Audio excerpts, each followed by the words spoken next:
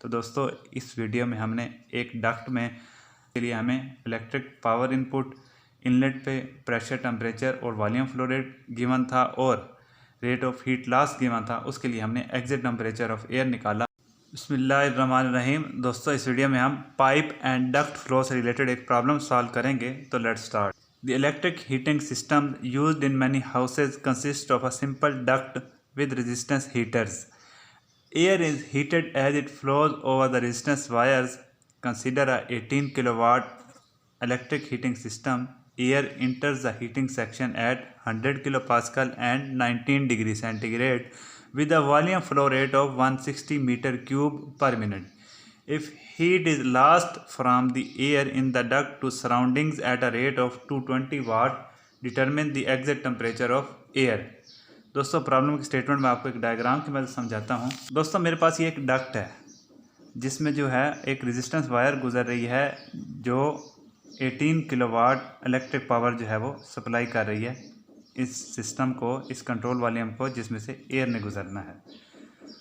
इसमें air inter होती है 100 किलो पास्कल प्रेशर पर, 19 डिग्री सेंटीग्रेड टेम्परेचर पर और 160 metre cube per minute flow rate पर। और एयर जो है इस कंट्रोल वॉल्यूम से गुजरते हुए 220 वाट का जो है वो पावर लॉस करती है टू द सराउंडिंग्स।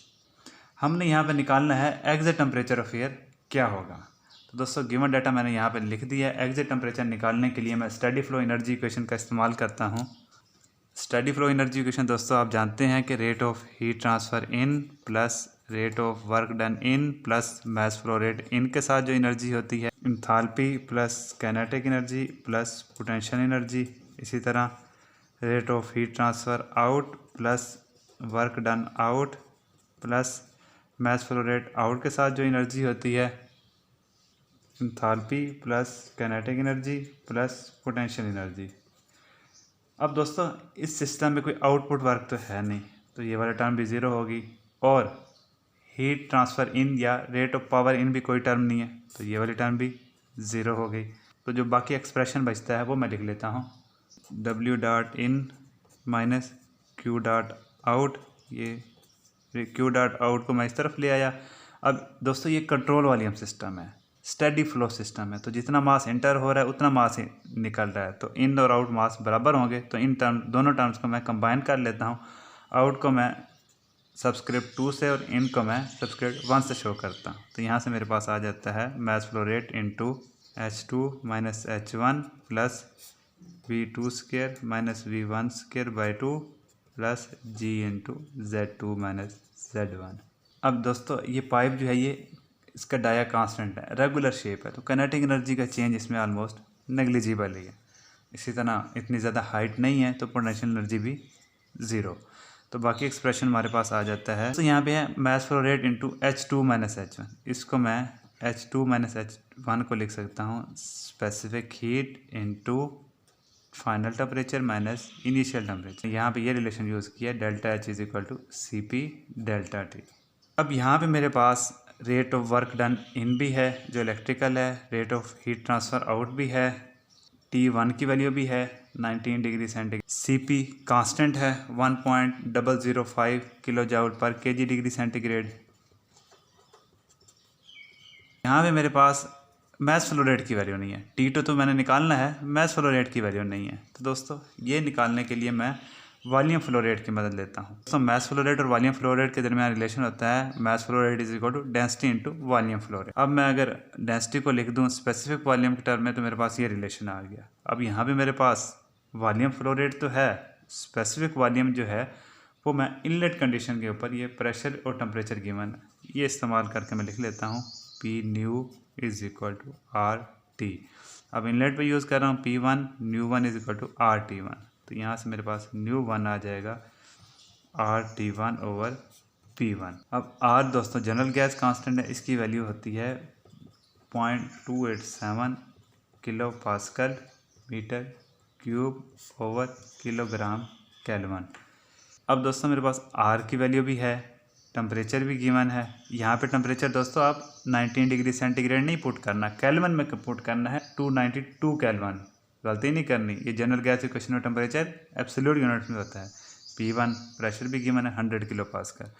तो यहाँ पे आप दोस्तों वैल्यूज़ पुट करेंगे तो मेरे पास स्पेसिफिक वॉल्यूम आ जाता है 0.84 मीटर क्यूब पर केजी। ठीक हो गया दोस्तों।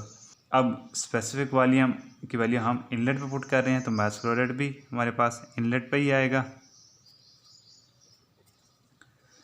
अब ये मास फ्लो रेट इनलेट पे होगा, वही एग्जिट पे होगा। m.1 जो है वो बराबर होगा m.2 के, क्योंकि हम स्टडी फ्लो सिस्टम के साथ डील कर रहे हैं।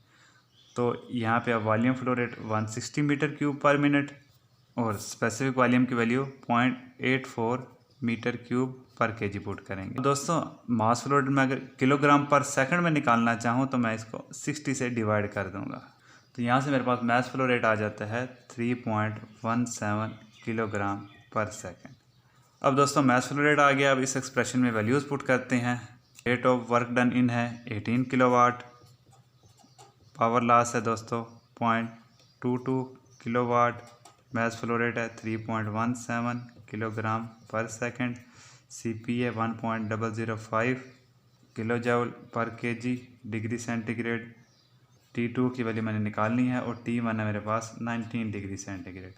अब ये सारी वैल्यूज़ आप दोस्तों कैलकुलेटर की मदद से सॉल्व करेंगे तो मेरे पास T2 का आंसर आ जाता है 24.58 डिग्री सेंटीग्रेड। अब दोस्तों यहाँ पे जो टेम्परेचर आया 24.58 डिग्री सेंटीग्रेड, इनलेट पे था 19 डिग्री सेंटीग्रेड। ये जो हमने इलेक्ट्रिक वर्क दिया in the form of resistance wire, उसने एयर का टेम्परेचर बढ़ा दिया है। अगर इस हीट लॉस को हम रोक सकें किसी तरीके से, हम इस सिस्टम को एडियाबैटिक बना दें, ये हीट लॉस ना हो तो एयर का टेम्परेचर मज़ीद ज़्यादा हो जाएगा। तो दोस्तों इस वीडियो में हमने एक डक्ट में, जिसके लिए हमें इलेक्ट्रिक पावर इनपुट, इनलेट पे प्रेशर, टेम्परेचर और वॉल्यूम फ्लो रेट गिवन था और rate of heat loss given था, उसके लिए हमने एग्जिट टेम्परेचर ऑफ एयर निकाला। तो मैंने दोस्तों यहाँ पे पूरी कोशिश की कि आपको ये प्रॉब्लम आसानी से समझा सकूँ। अगर किसी किस्म का कोई क्वेश्चन है तो please ask, I am available for you. Thank you, good bye.